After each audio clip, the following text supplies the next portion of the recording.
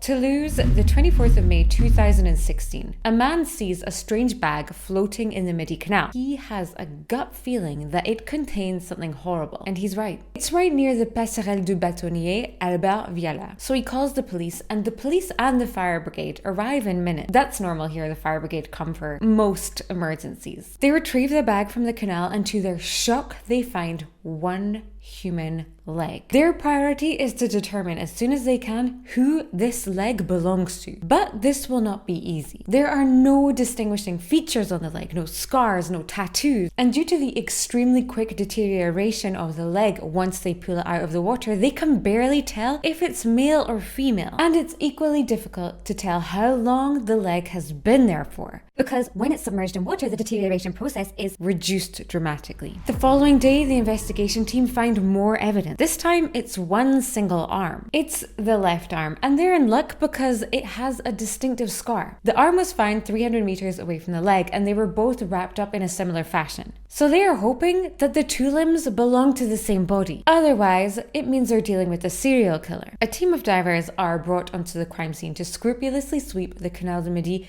in hope of finding another limb. That's not something you say every day. So they can begin putting the pieces together of the case. But this is a challenge because the water is particularly murky, and the media quickly pick up on this case as it's quite out of the ordinary. Pieces of bodies keep turning up in the canal. It's a terrifying story. It means that there is somebody out there chopping up bodies and throwing the pieces into the canal. Nobody is safe. To their luck, 3 kilometers away, they find another limb. This time, it's the right arm. It has been dragged so far from the rest of the body by the boat that cleans the canal. Dragged and somewhat mutilated in the process, as you can imagine. Only a few hours later, the police are alerted of a suitcase by a homeless man who claims that the suitcase stinks to high heaven. The police arrive at the scene, and when they open it, they find a naked woman's torso. A woman's torso, but without the head. And without that, it is going to be a struggle to identify their Jane Doe. Only a few hours pass, and the homeless man stumbles upon yet another grim surprise. It's the other leg. Maybe the police should be hiring this guy.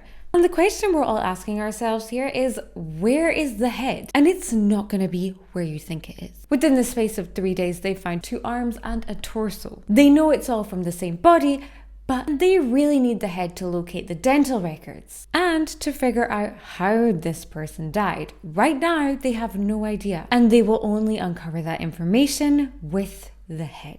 They work relentlessly to get a lead on this case, so they pull all of the missing persons records in the area, and they find one woman who has recently been reported missing. But to make sure that it's the right woman, they take a DNA sample from a toothbrush at her home address, and it is a match for their dismembered victim. It's Marlene Planche, who was reported missing 15 days ago. She is a 52-year-old woman who seems to be completely normal. No criminal record, no dodgy history. She lives alone in the center of Toulouse and is unmarried without children. This makes no sense to the police because of the way her body was disposed of. It's so gruesome that they believe it to be a mafia or gang-related affair. When they build up a character profile of Marilyn, she is described as being a kind woman who had a sight impairment, which made her vulnerable. Her neighbors, who are often the people who tell the truth in these situations, said she was the kind of person who would bake delicious cakes every Saturday morning and then enjoyed sharing them with everyone. Marilyn was, according to her colleagues, someone who was extremely passionate about her work. She works as an advisor in an association that helps people with disabilities find work and integrate into society. Witnesses who lived in her apartment building saw her last on the 12th of May with another woman. They had heard loud and angry voices coming from Marilyn's apartment, and when they went to check on her, the woman that Marilyn was with reassured them that everything was just fine. As Marilyn spent most of her time at work,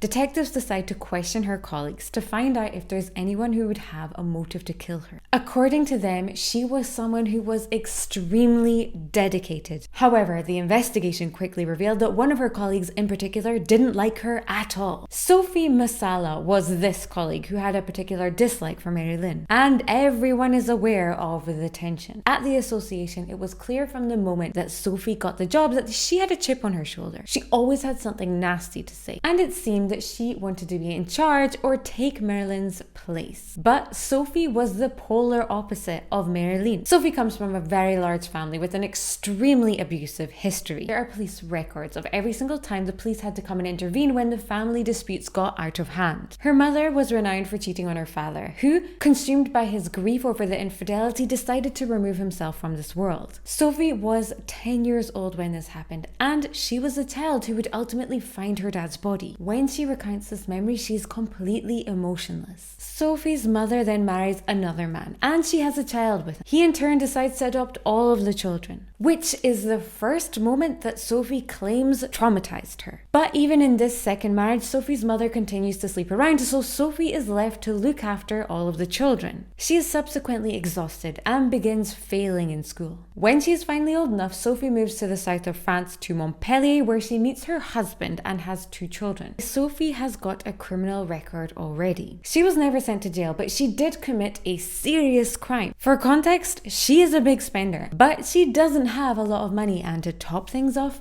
she loves gambling. She eventually gets a job through her husband as a receptionist at the Montpellier School of Medicine, where she manages to steal 35,000 euros. She gets caught and is placed under house arrest and given an electric ankle bracelet, and is obliged to pay the entirety of the sum back. She decides that to pay the money back, she will have to become a call girl. For an entire year, she exploits herself using X-rated websites. She even welcomes men into her home and charges them for her services, but is prudent enough to install a camera to ensure her safety. In 2011, once her ankle bracelet is removed, she decides to go back to her studies. She gets a job and moves to Toulouse in 2015. At the time of Marilyn's disappearance, her phone signal is still active, even though she is deceased, and her body has been found in Toulouse. The curious thing is that her phone is pinging the cell tower somewhere else, right near Montpellier. Montpellier is 250 kilometers away from Toulouse. It takes over 2.5 hours to get there by car. This connection between her phone and Montpellier leads the investigators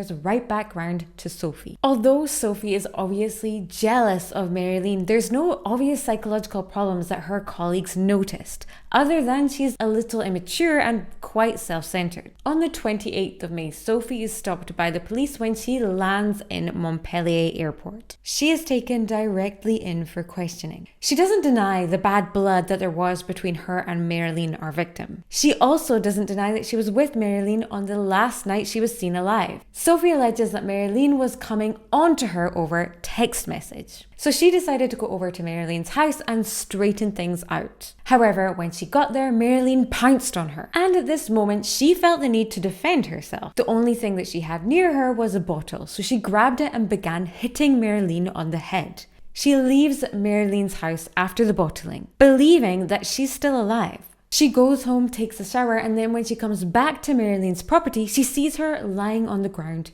dead. Sophie sees that Marilyn had cut her own wrists open and there was blood everywhere. In fear of being accused of murder, she decides that the only thing she can do is chop her up, put the pieces into plastic bags, and throw her in the canal. However, nobody, up until this point, has been able to locate the head. Not the police, nor our homeless friend who has a knack for finding parts. Everything is about to change for Sophie as the pathologist working on the case cannot corroborate her version of events. His examination reveals that all the lesions on her body had taken place posthumously. Let's ask the expert what that means. Posthumously is an adverb that helps describe something that happens to a person after they die, whether it happens to their state, their work life, or the memory of them that remains. Thanks. Then it is revealed that the inappropriately seductive messages that Marilyn had allegedly sent to Sophie had been sent from a Montpellier-based location, but after the time of her death. So it's clear that Marilyn didn't send them at all, but Sophie rather had sent them to try and cover up her crime. With the first story debunked, Sophie decides to tell the truth. She really went to Marilyn's house that evening because there was private work documents there that she was not authorized to have. When Sophie mentions that she's going to tell their supervisor about this, Marilyn lashes out and it all kicks off. It gets more and more heated between the two, and Sophie grabs a bottle in self-defense and then begins hitting her on the head. She doesn't stop until it's clear that Marilyn is dead. Then she slices open Marilyn's wrists to try and make it look like a tragic case of harikiri. Sophie then leaves the scene, grabbing Marilyn's phone and keys, and heads back to Montpellier for the weekend. But during her weekend, she realizes a flaw in her perfect plan. Let me know in the comments if you've noticed what it is. If Marilyn has allegedly committed suicide, then why would her head be bashed in? So Sophie needs to fix this problem. And the obvious and most simple solution is to chop her ex-colleague into easily disposable pieces. She quickly buys a saw and some Red Bull because it's gonna be a long night. However, with her saw, she manages to dismember her victim in just 2 hours. By this point in her confession, she is well aware that her game is up. When the detectives go to search her home in Toulouse, she tells them exactly where they will find Marilyn's head. It is in the communal garden of the residential block, just meters away, plain to see from her own balcony. At this point, I'm thinking maybe there's more to this woman than we know so far. Yes, she had a tough upbringing, but the head in the garden is either extremely sadistic, like every time you go for a coffee on your balcony in the morning, there's the head of your ex-colleague. Or maybe she just lost her mind,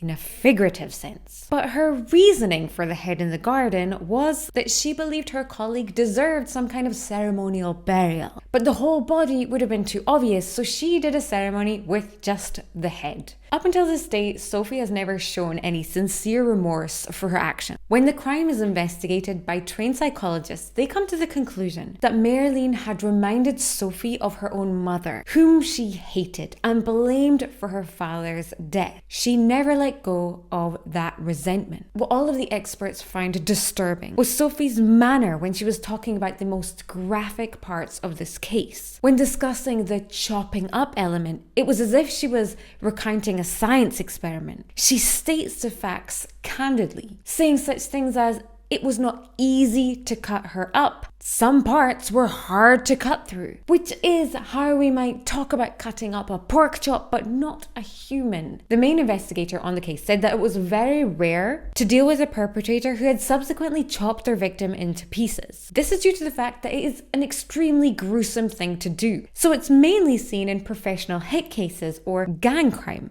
But it's almost never carried out by a female, making Sophie Masala an outlier as far as female murderers are concerned. In 2019, Sophie went to trial for her murder and was sentenced to 27 years in prison, which I don't feel is a lot for this particular case, but it is a lot for a French sentencing. Our thoughts and prayers go out to Marilyn's family. Rest in peace, Marilyn. If you are looking for another French true crime story to chow down on right now, then do not worry because there are loads on our channel. Just click the link up here. Click the link up here. Clink the link up here. But most importantly, please take care of yourself. Stay safe. Merci, à la prochaine. Bisous.